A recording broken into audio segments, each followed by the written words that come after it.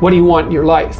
It's a very hard question to answer. You're going to have to put some effort into your life. Set up some aims for yourself, goals that you actually value. You need to be motivated to do that. If you're extroverted, you want friends. If you're agreeable, you want an intimate relationship. If you're disagreeable, you want to win competitions. If you're open, you want to engage in creative activity. If you're high neuroticism, you want security. So now you've got your thing to aim at. Think, well, I'm motivated because I got my thing to aim at. It's like you're not as motivated as you could be because you don't yet have your thing to run away from. Because if you really want to be motivated, you want to be going somewhere and you want to be not going somewhere else. You got to aim at something, otherwise your life is meaningless. Well, what should you aim at? Well, pick something, aim at it. As you move toward it, you'll get wiser. Then maybe your aim will change. That's okay, but at least it'll change in an informed way. Discipline yourself in one dimension. See what happens. In some sense, life is a game. The analogy is that in life, like in sports, you're setting forth an aim and then arranging your perceptions and your actions in pursuit of that. And that you also generally do it while cooperating and competing with other people.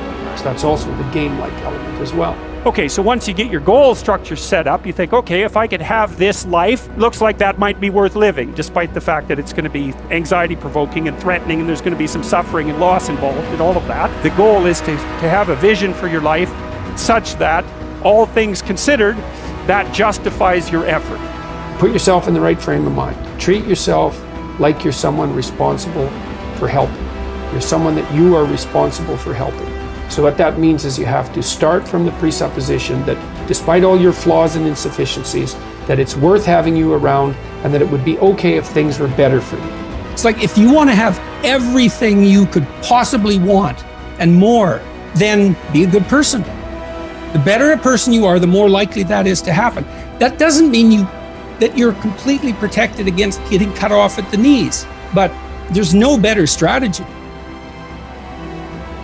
Then what do? Well, then you turn down to the micro routines. It's like, okay, well, this is what I'm aiming for. How does that instantiate itself day to day, week to week, month to month?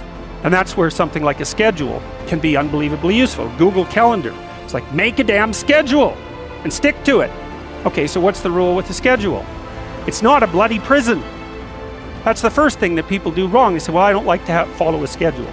It's like, well, what kind of schedule are you setting up? Well, I have to do this, then I have to do this, then I have to do this, and then I just go play video games because who wants to do all these things that I have to do? It's like, wrong.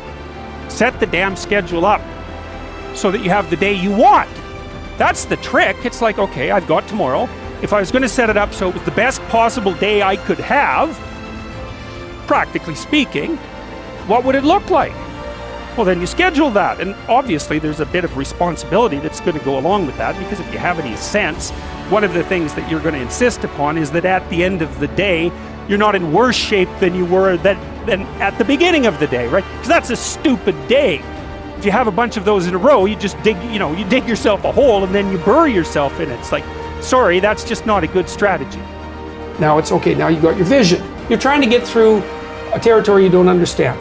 And here's your option. No map, a map that's not so good but has some things about it, or a great map. Well, obviously the great map is the thing you want, but the map that's something is way better than the map that's nothing. Plus, as you explore, because of your map, you could start to fill in the details. Let's say you aim at something and you develop some skills along the way, and then you get like a third of the way there and you think, oh, that's not for me. It's like, well, yeah, fair enough, but now you've still got the skills you developed.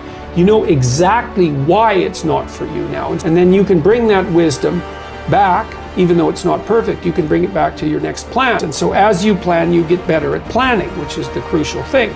So then we say to people, take your positive vision and make it into 8 stateable goals, right? So, and then rank them in a hierarchy, break the goals into incremental goals so that you have a reasonable probability of succeeding within some time frame. That's the other thing. You have to parameterize it with regards to time frame. That's right. And when you're in the zone, you're expanding your skills in a manner that's intrinsically rewarding because you're succeeding. And so you want to set, if you're good to yourself, you think, okay, I need to set a goal, but I need to set a goal that someone as stupid and useless as me could probably attain if they put some effort into it. And then you've got it perfectly.